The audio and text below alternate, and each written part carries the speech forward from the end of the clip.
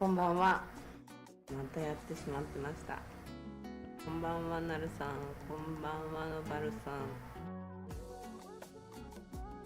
今日も暑いですね。ちょっとエアコンがないと、ちょっとごめんなさい。ちょっとエアコンがないと辛いっていうような日かな。暑いです。雨が降らないので、もうちょっとね、雨降ってくれないと。雲でね、日陰になることは結構あるんですけど、雲は多いんですよ。雲は多いけど雨が降らない。いや、これは暑いです。ちょっとね、風はいらないけど雨は欲しいっていう感じかな。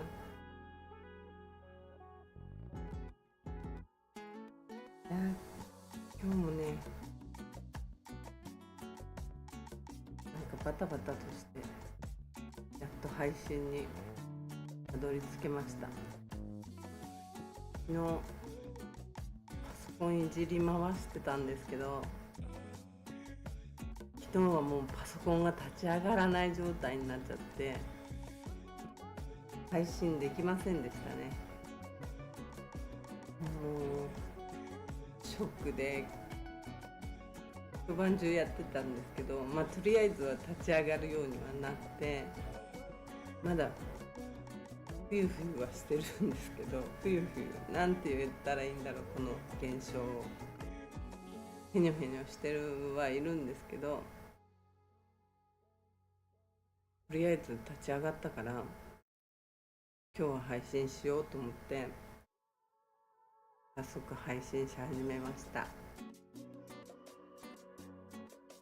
9時読んでいいんだよね。も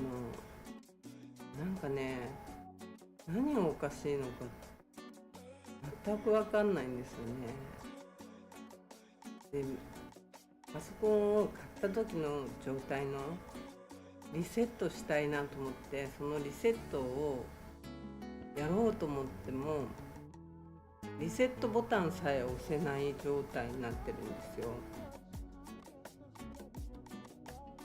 このパソコンって物々交換したんですよね。つい4ヶ月ぐらい前かな。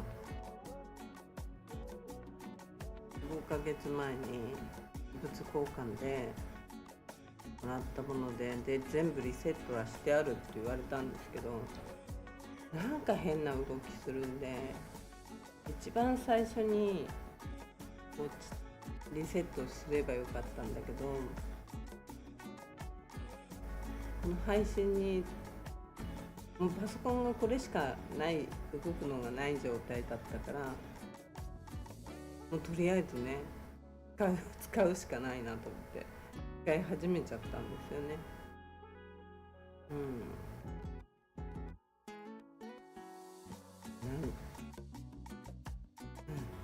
何が悪いのか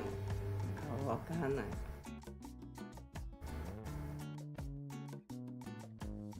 全くわかんないんですよね。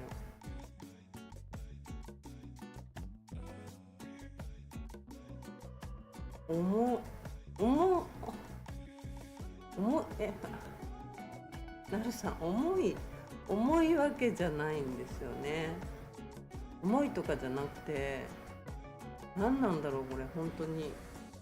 配信するのに、配信し始めるとが正しい言い方かな。なんかね、ひにょひにょなると言ったらいいのかな。なんと言ったらいいのかちょっとわかんないんだけど、ひにょなるんですよ。で、不安定はインターネットの接続のせいなのかもしれないんですけど、全く本当わかんない状態で、困ってましたね、本当に。重いとかじゃないんだよな。そういう感覚じゃないんですよね。なんだろうか。ちょっとわかんない。なんて言ったらいいんだろう。なんかね、ヒヨヒヨしちゃうの。本当になんて説明すればいいんだろう、このヒヨヒヨ。わかんないですけどね。すごい夕日ですね。もうちょっと、どこ、もうね、OBS の使い方もね、自分の進むところしかまだ覚えてないから、なかなかことはちゃんと進まないんですけど、トランプさんやりましたね。トランプさんがやったというか、なんと言ったらいいんだろうね。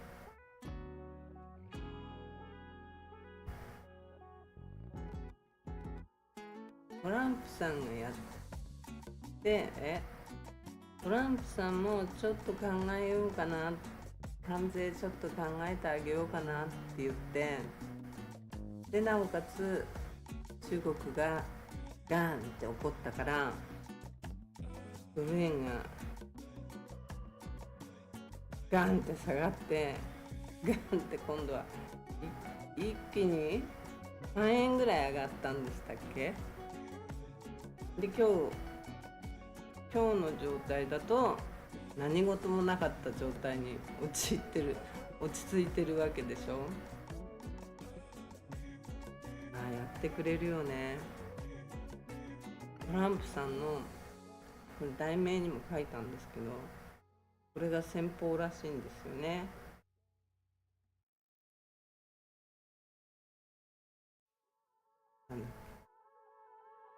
なんだったっけ。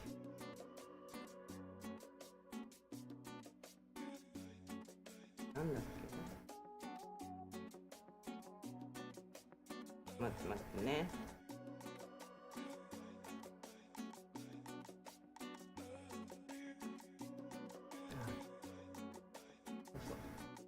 題名に書いたロード戦法って言って、洪水ガチャガチャに混ぜるとか、そういうような意味合いであるらしいんですけど、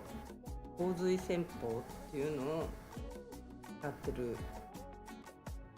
らしいんですけど、トランプさんのそれがやり方と言ったらやり方らしくてね、もう相場は荒れまくってて、今日はだから何事もなかった状態に一応戻ってる。前で150円とか151円とかって言ってましたよね。で147円とかだから、下がってはいるんだね。一応下がってはいるけどっていう状態なのかな。そう一応ぐらいだよね。125円ぐらいが一番望ましいけどな。なんか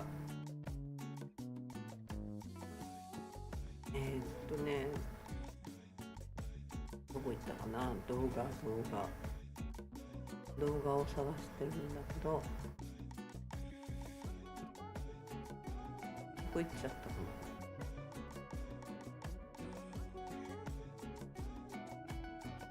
どこ行った。なんて書いたんだっけな、私。これかな。違う。これかな。これかな。これだ。これね、日曜日の日かな、マイクロビーチに行ってなんかイベントやってるのかなと思ったんですよ。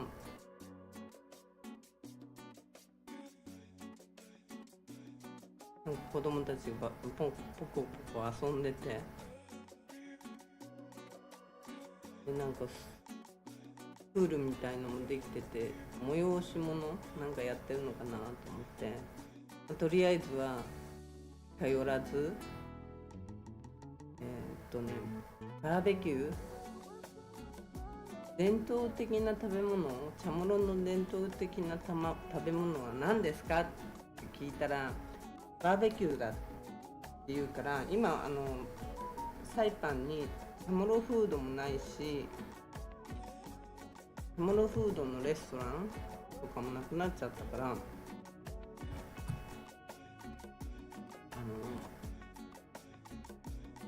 でもチャモロフードのそのレストランも卵焼きに目玉焼きにスパム、そういうのがチャモロフードだって言って、そのお店も出したんですけど、その他になんかチャモロフードっていうものはないのかなって聞いてみると、みんなバーベキューって言うんですよ。だからバーベキューなんだと思って、早速ちょっと日曜日だからいっぱいいるかなと思って回ってみたんですよ。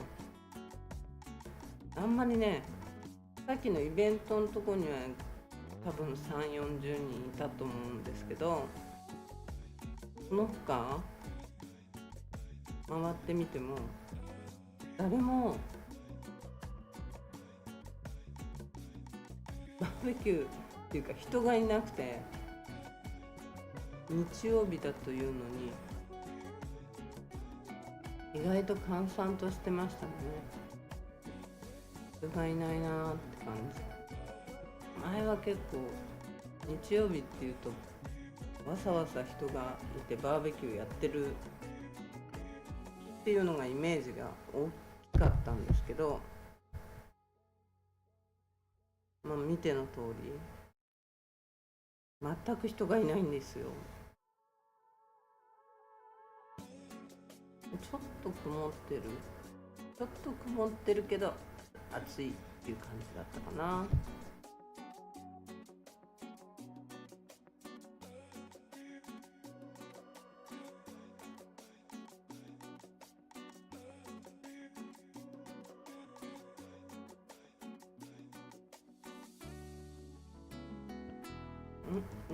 なるさん、マイクロビーチですね。そうです、マイクロビーチです。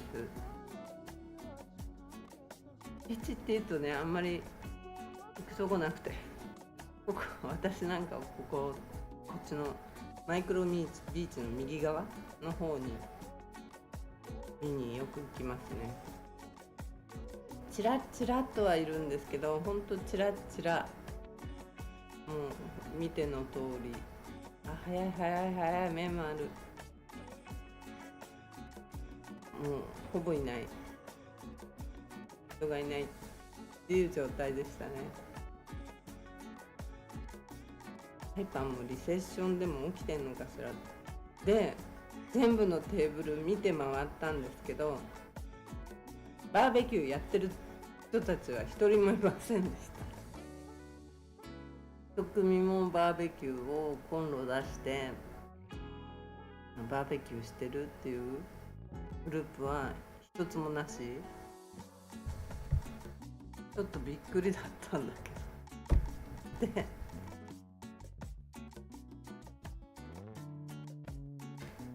みんな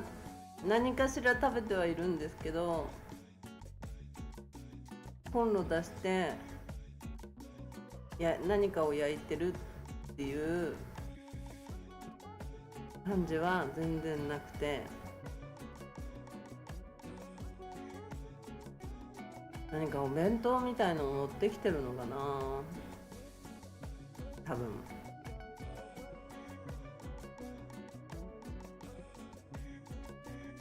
そういう雰囲気しか見られなかったですね。ニャニャが来ましたね。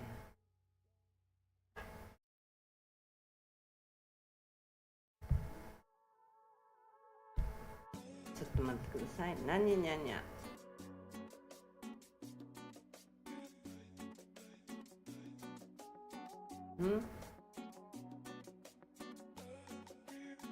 落ちこないでね。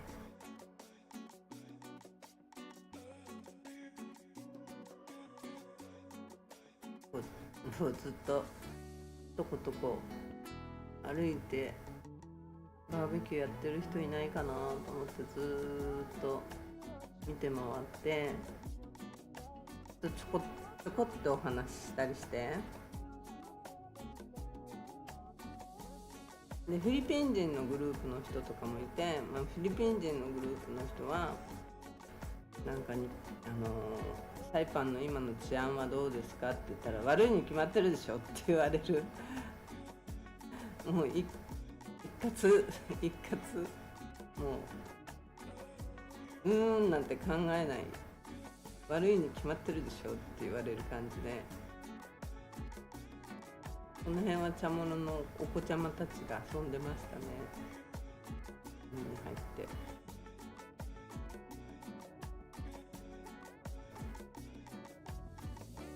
このグループの人たちもバーベキューはやってなくて、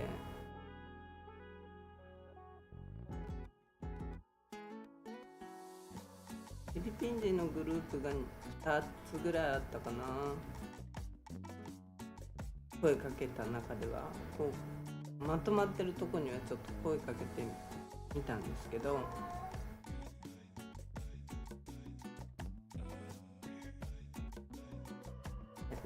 れ地面が落ちてワンちゃんがいたんですね。またアメリカンピットブル、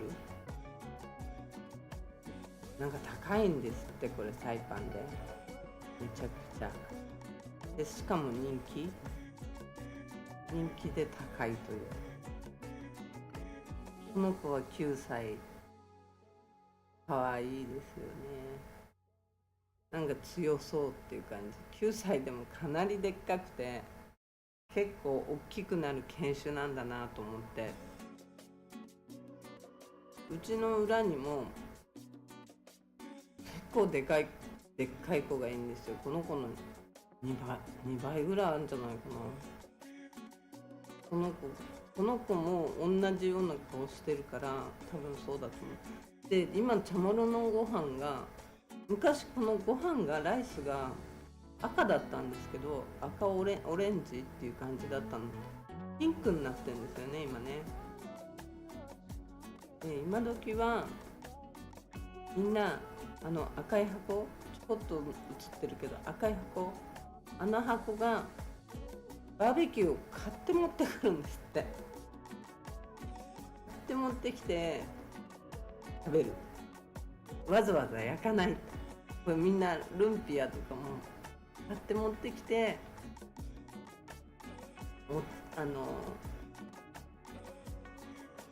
お弁当状態ねで食べなとかって言って、この家族ともいろいろ話したんですけど、もうすごいなんか温かい気持ちになりましたよね。こういう優しい茶物の人もいるんだなと思って、だから茶物が一概に悪いわけじゃない。結局日本人の中でも悪い人はいるし、茶物の中にも悪い人はいる。私の中ではやっぱり12年前の事件が大きくて、もう茶物恐怖症になってたんだけど、最近はだから頑張って声かけたりして話すようにして、ね、今回のこの日曜日のご家族はすごいいい方たちで、多分あんなお互いワンちゃんも持ってるっていうことはきっとちゃんとした家庭の方だと思うんですけど、どんなお仕事をしてるかは分かんないですけど、ちゃんとした方だと思うんですよ。お父さんとお母さんとあと娘さんご家族と海に来てたんですけどね、すごいいい方たちでした。ちょっとねライスがね赤だったのがカラフルになってピンクになってるっていうのがちょっとびっくりして、ピンクはどうやって作ってるんだろうって赤は昔の赤いオレンジっぽいご飯だったんですよね、茶物の方たちのご飯って。レッドライスって言って、それは赤い実でこう一緒に炊いてこの色がつくんですけど、このピンクの場合は何なのか聞かなかったな。ちょっと聞けばよかったな。なんでこんなカラフルな綺麗な色になってんだろうって聞かなかったな。聞けばよかった。ちょっと待ってください。本当に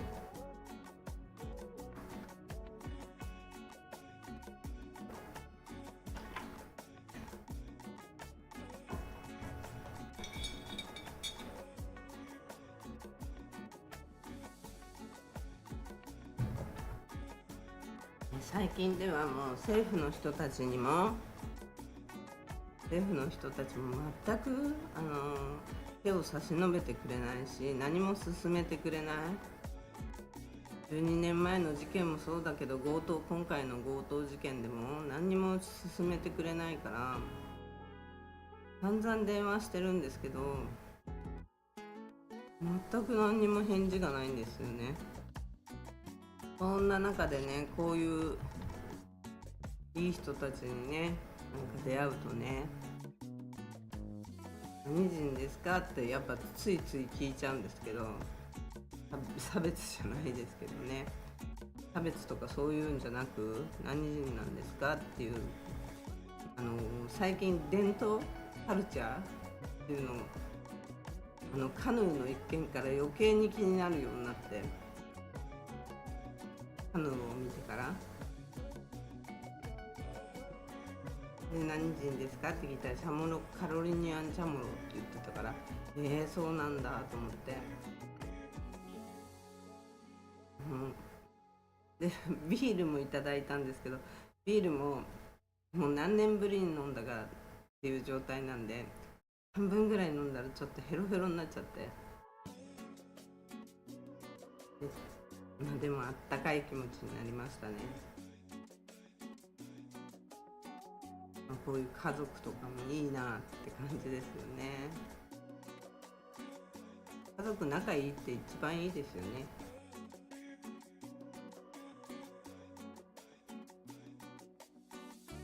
ちょっと待ってください。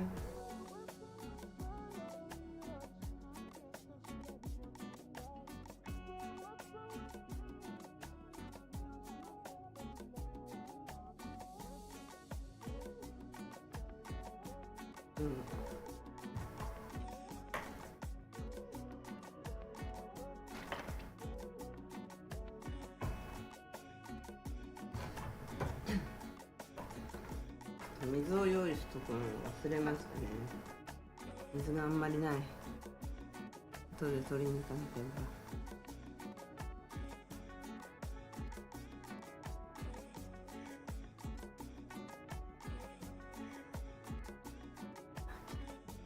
ニャニャが来た。ダメだよニャニャ。ダメだよ。ダメダメ。ダメだよ。ニャニャ。めっちゃ。ダメ、こっち行って、こっち。すいません、今ニャニャという怪獣が来たんで、あそこにジャンプされちゃうと切れちゃうんで、危ない危ない。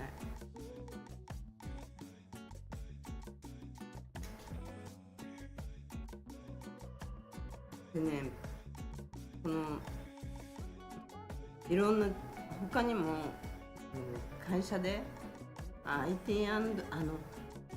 そこのイベントみたいなやつがやっぱり気になって、何のイベントなんですかって聞いたら、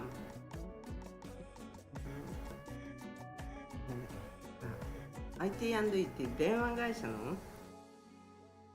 なんかご苦労様会、社員をいたわる会みたいな感じでいろんなものが出てるんですって。あれはすごいなって。多分3、40人いたと思うんですよ。会社が社員をねぎらう会みたいな感じでやってましたね。でいろんな方とお話をちょこちょこてみたんですけど、いやちょっと傷ついた一言を言われたりしましたね。いやもちろん今の治安どう思うって結構聞いたんですけど、みんなカメラは嫌がってましたね。ビデオは嫌だって言ってましたけど、全然いいと思うってチャモロの人はあなたは何人ですかって聞くと、でチャモロだって言うんですよ。全然いいと思うって。でフィリピン人の人に聞いたりすると、そこの会社だからだと思うんですけど、どうかよくわからないっていう人もいたし、他のバーベキューの人たちのフィリピン人の人はもう絶対良くないって言ってたし、で中国の人もいて、中国の人にも聞いたらいいわけない、やっぱいいわけないっていう答えが返ってくるんですけど、チャモロの人たちはね、そんなにね治安が悪いって思ってないみたいなんですよ。で私強盗に入られたんだけどっていう話をしたら、強盗に入られるだけのことをしたんじゃないのって言って、なんか強盗に入られるようなことがあるんじゃないのとかって言われて、でって言って、寝てる間に入ってこられてどうしろっていうのって言って、門もあるし外には門もあるしねって、門やドアをこじ開けられて入ってこられたらどうすんのって言ったら、他の4人ぐらいいたんですけど、他の3人はすごい嫌な顔してこの人のことを見てたんですけど、この言ってる人はもう私が悪いぐらいの勢いで言われて、でって今の治安は全然いいよってめちゃくちゃ言うから、どういう感覚で治安がいいって言ってんのかなと思って、で他の3人の人に2人の人は「いや良くないよね」っていう人の方、やっぱね、良くないよねっていう人はどこの人ですかって聞くとフィリピン人だったりで、もう一人のチャモロの人は治安いいよねって普通に言ってたんで、ローカルの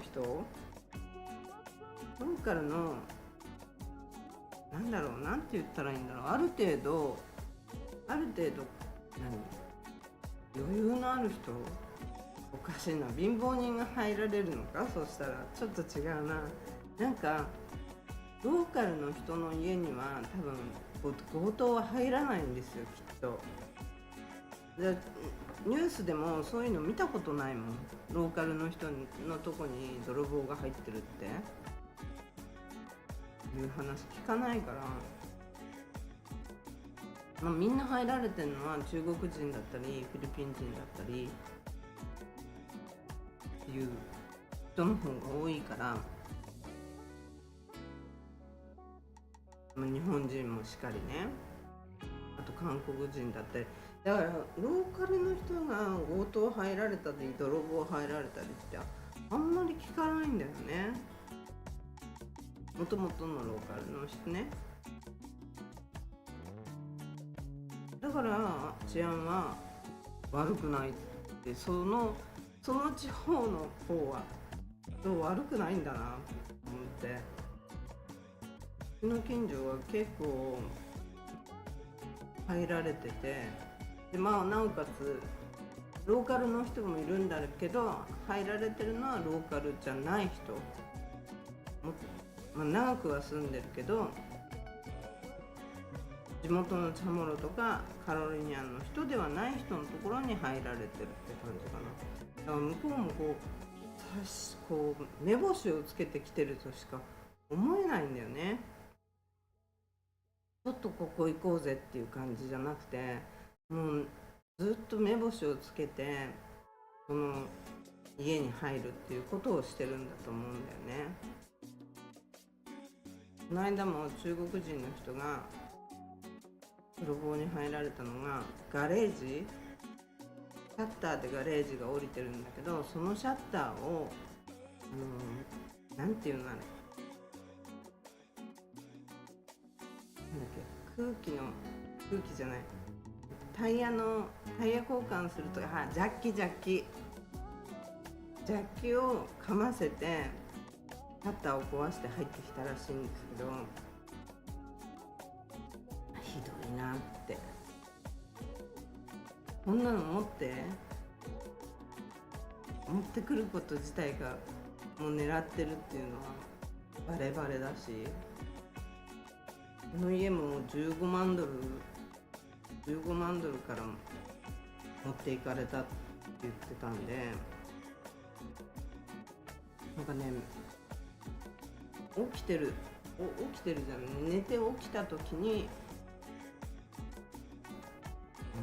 目の前でこう脅しながら持っていったらしいですよ。めちゃくちゃ恐怖ですよね。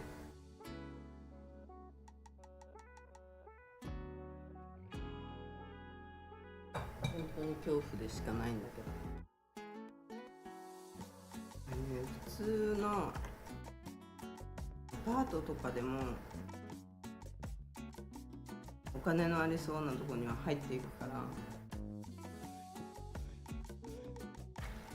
本当に怖い。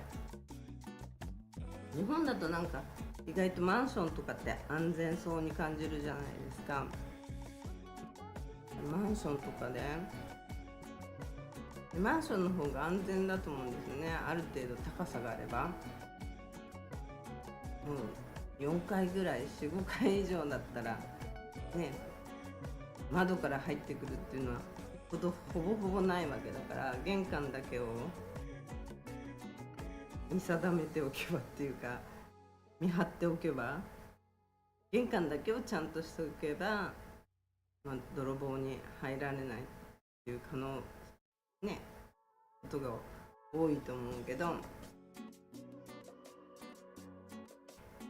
一軒家だとかだと、この間思ったのは、一軒家のお金持ちの家は窓ガラス、外見えるように窓ガラスにはなってるんですけど、バーンって、その家の窓ガラスは中側からあれが貼ってあるんですよ。鏡になるやつ、中が見えないようにスモークみたいな、鏡みたいになってるやつ。前にうちが強盗に入られた時に助けに来てくれた、ヘルプで来てくれたアルミサッシの会社の方がいるんですけど、そのアルミサッシ窓とかを全部直してくれたりしたんですけど、この方が言うには、やっぱり中から曇りガラスになるように何か貼って、で外が鏡になるようにして貼っておくんだよって。強盗は中から銃を構えられてても分かんないでしょって、それが怖くて入ってこれないからって言ってましたね。なるほどなって思いましたよ。お金ができた時にはそれをやろうとは思いますけどね。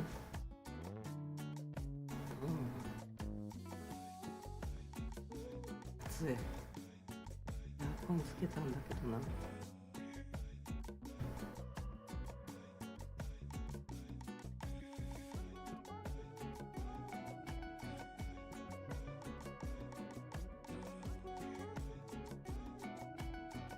意外とね、怖いんですよ、そういう、なんちゅうの、強盗泥棒。やっぱね、エコノミーがもう悪いから、観光客がいなくなってるから、仕事に結局あぶれる人も多いし、それでもちろんね、お金がなくなっていく。私もそうですけど、食べなにゃ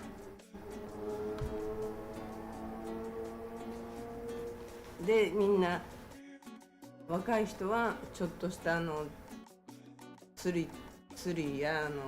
置き引きとか泥棒をやるんですよね。あとは強盗っていう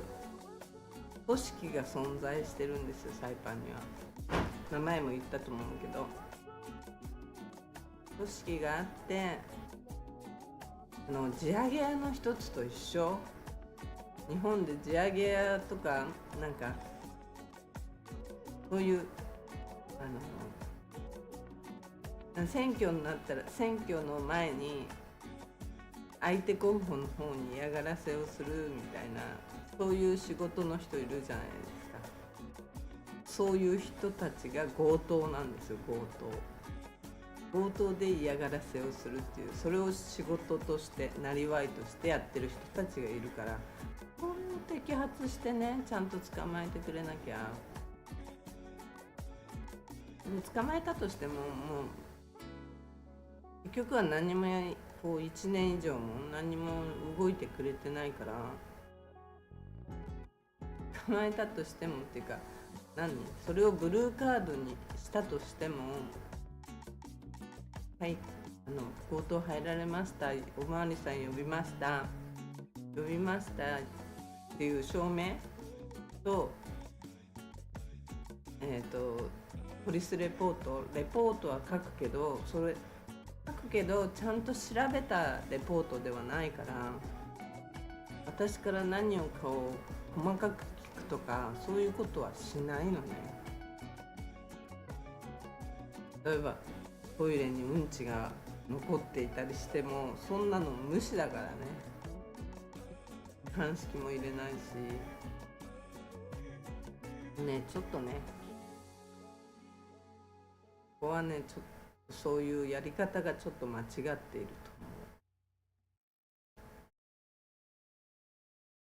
と思ってるんですよね。ちょっと待ってくださいね。少々お待ちください。お水を持ってきます。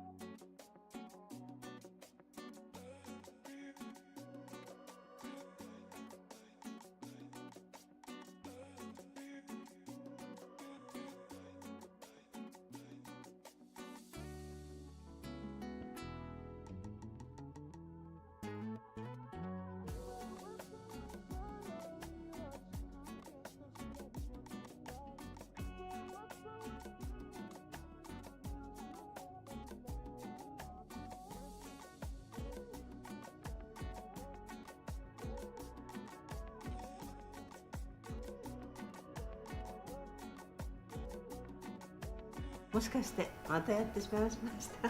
すいません、喋ってました。すいません。水取りに行ったまま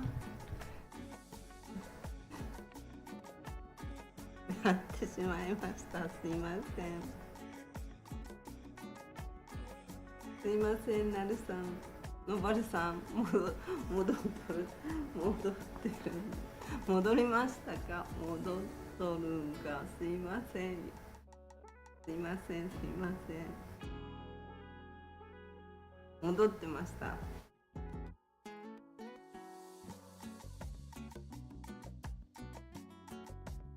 お水をね、今持ってきて、お水を取りに行って、で戻ってきて、またマイクを入れるの忘れてましたね。すいませんでした。申し訳ない。お待たせしました。でね、この後にマイクロビーチで、だから歩いてパチャパチャした後にちょっとね傷ついちゃったんで、お友達のとこに寄って、お友達のとこに寄ってちょっと気持ちをリラックスと思ってたんですけど、そしたらお友達が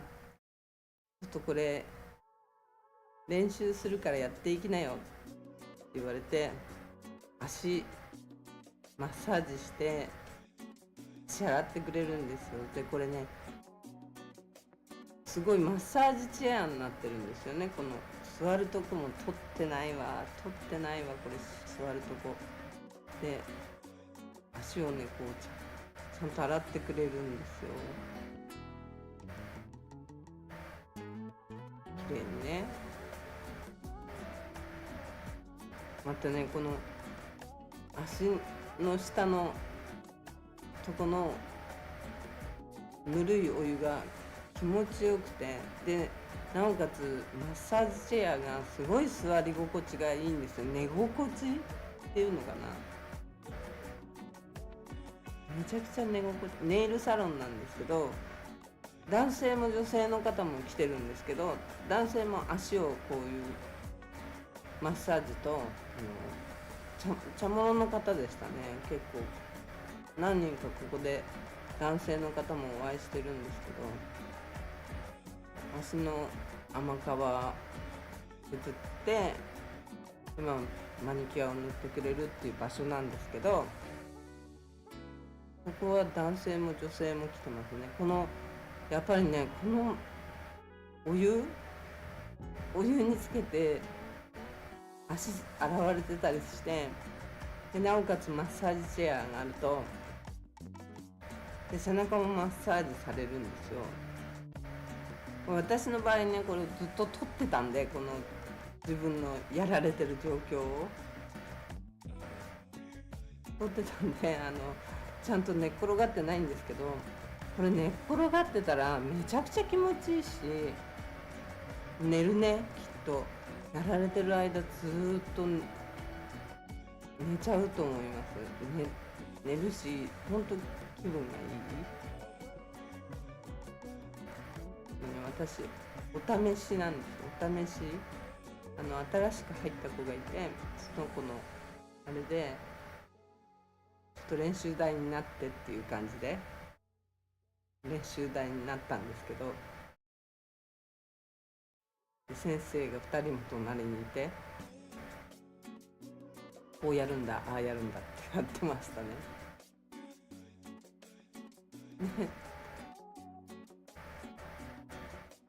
こう甘皮をきれいにしてもらえて、足を洗ってもらえてね、本当に気持ちがいい。でガラパンの中にあるんですけど、ちょっとデューティーフリーの後ろの方なんで、ちょっと歩くかな。クラウンプラザからは遠いけど、グランビリオからは近いっていう感じ。グランビリオからはすぐかな、歩いてもすぐ。韓国からの観光客の人もここに結構来てるんですよ。韓国のね、なんかサイトに、口コミサイトに載ってたらしくて、韓国の方が来てましたね。今時はほら携帯電話で翻訳できるから全然問題なく言葉も通じるっていうか、言葉が通じるわけじゃないけど会話はできるじゃないですか、携帯の翻訳で。問題なくやってましたね。とにかくこの足のお風呂めちゃくちゃ気持ちいいわ。このね、足の裏を削ってくれるんですよ。かかととか角質をガリガリガリガリやってくれて、とっても気持ちいいんですよ。もうね、足のお手入れもね長いことしてなかったんで、そんなところじゃなかったんで、それどころじゃなかったんで、とっても気持ちよかったですね。またマイクロビーチで砂だらけになってる足なのに、それでも大丈夫って言ってやってもらいましたね。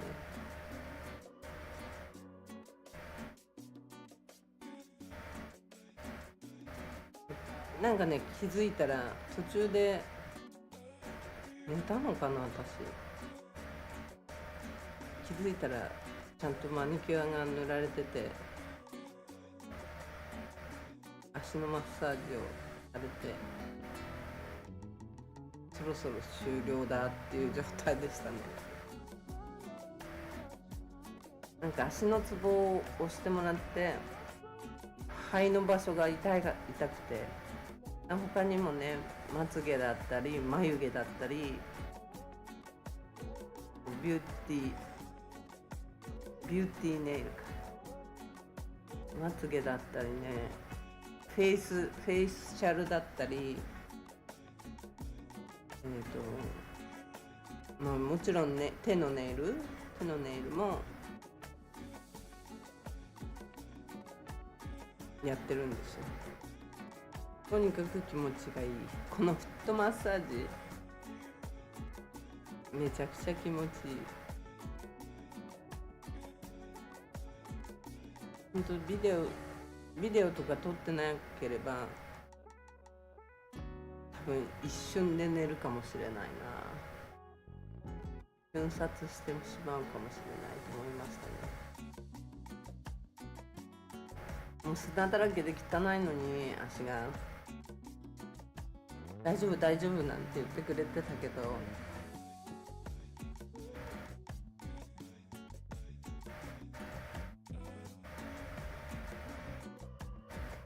超気持ちよかった。足湯の感覚、なんか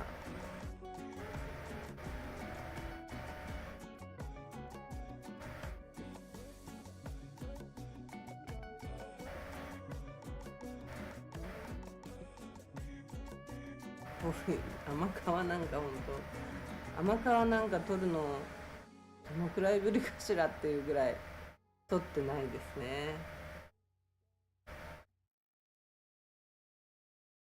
なんで本当気持ちよかったですよ。いつもね見てはいたんですけど、ちょっとやってもらうのは初めてで、本当に気持ちよかった。サイパン来たらね、ぜひゴールデンウィーク明けにもしなるさん来るっていうことが確定したら、ぜひぜひ行ってみてください。夜も多分結構遅い時間までやってるんですよ。8時とか。だからご飯前、昼間遊んで6時くらいに、5時6時に帰ってきてホテルでシャワー浴びて、でここ行ってやってもらってっていう感じで十分いろいろとできるんで、手と足を一緒にやる場合は手も一緒にやってくれるんで、手も足も一緒にやってくれるんで、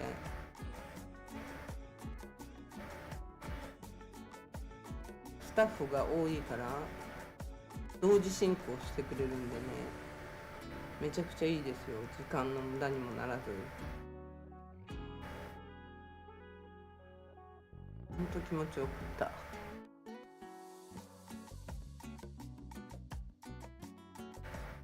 リフレッシュしますよね。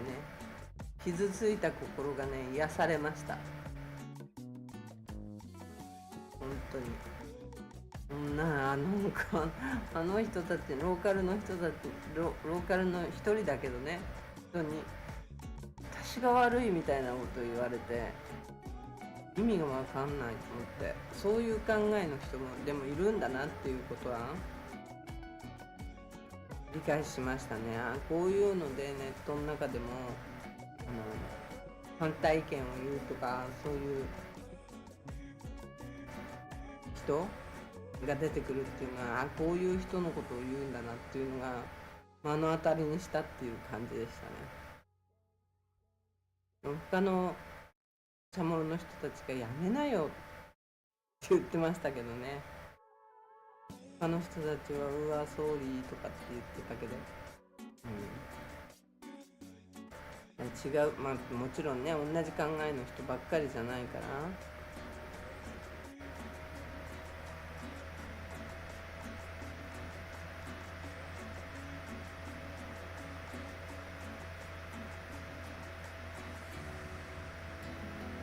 すごい裏が汚い、本当に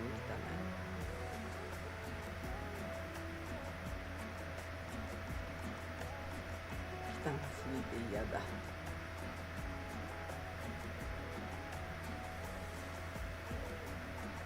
マイクロビーチを裸足で歩いて、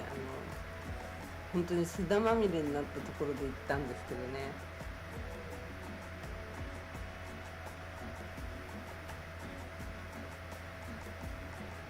こういうのはやっぱリフレッシュの一つですよね。気分転換の方法の一つでもありますよね。で、無事に気づいたらネイルもちゃんと塗られていたという状態にいました。すごい気持ちよかっ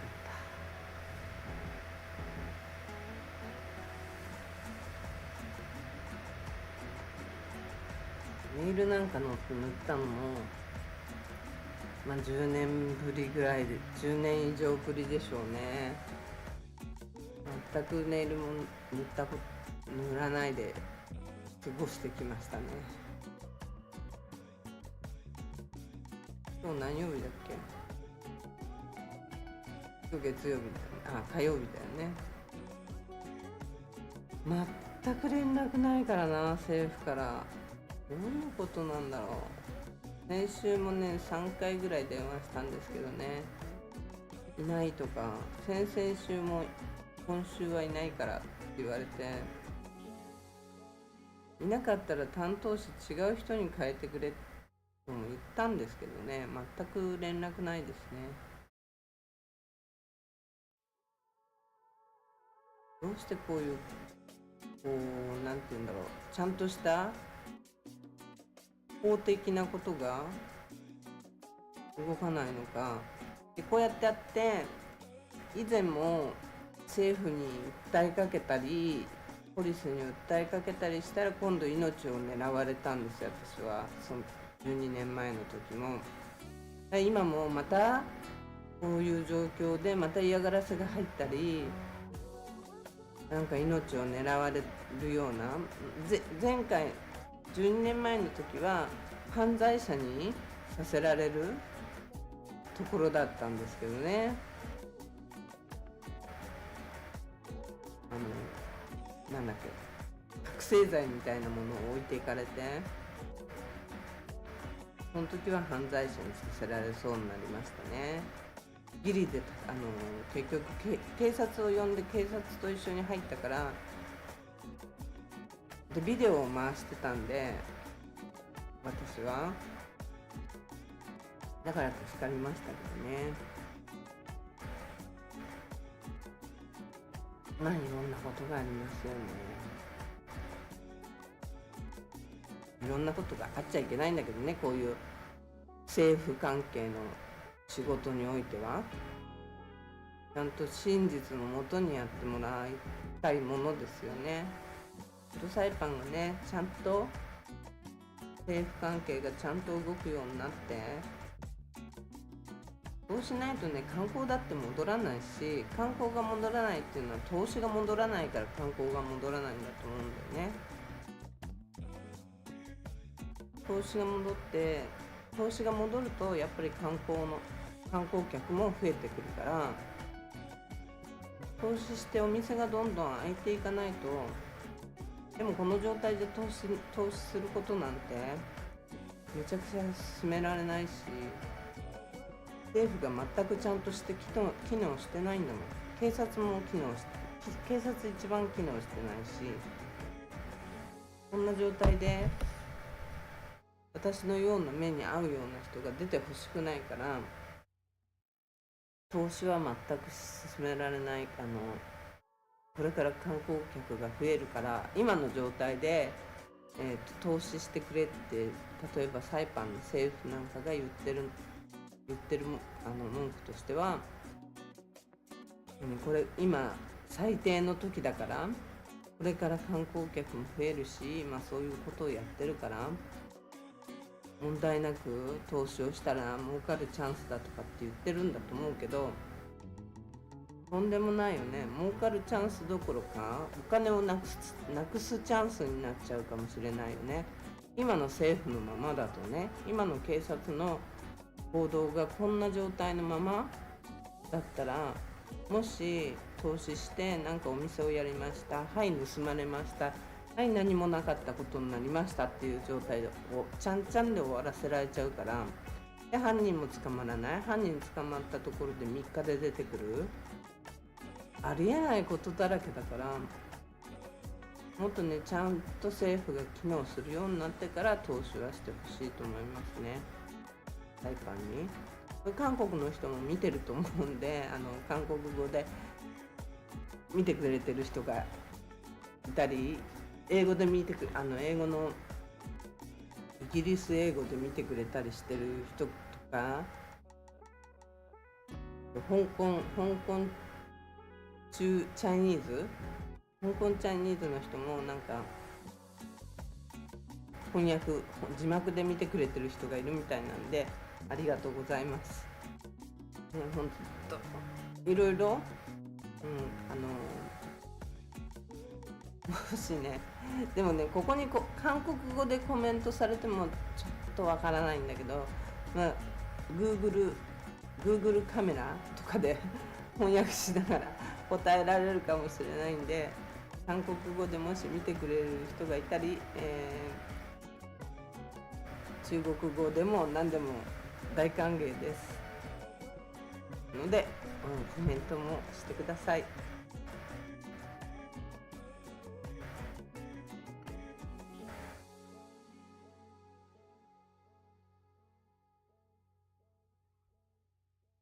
なるさん笑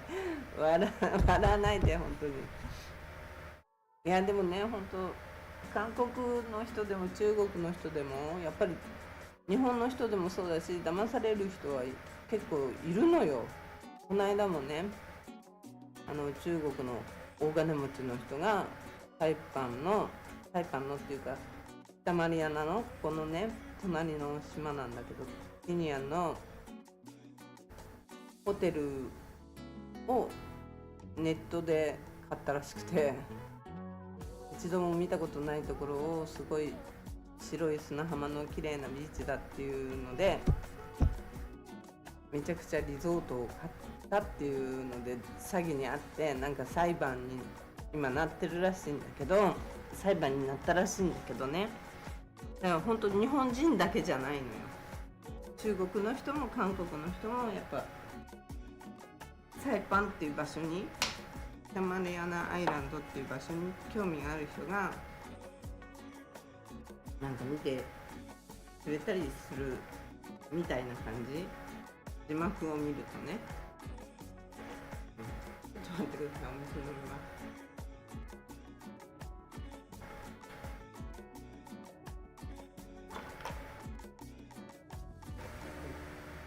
そんな感じで、もしそういう人が少し考えることができたらいいじゃないですか。結構ノリノリになっちゃってて、もう何でもやれやれ状態で投資しちゃって騙されちゃったってなるよりは、ね、私の動画を見てもらえて少しでも今の現状を分かって、なんていうんだろう、やめるじゃなくてどうしたらじゃあいいのかっていうことが分かる感じになってくれればいいなと思って、配信してますね。なんか喉がまたおかしいです。ということで今夜はまたこの辺でパソコンもブーって言い始めちゃったんで、この辺で、終わらせたいと思います。また明日は多分配信できると思いますんで、明日は、ね、昨日はちょっとパソコントラブルでダメだったんですけど、明日は多分このままいじらなければいじらない方がパソコンは動いてくれるんだと思うんで、ちょっと明日動いてくれることをまた祈りながら、今日はここで終わらせたいと思います。ありがとうございました。皆さんありがとうございます。なるさんものばるさんもありがとうございます。ありがとうございます。それではまた明日です。失礼します。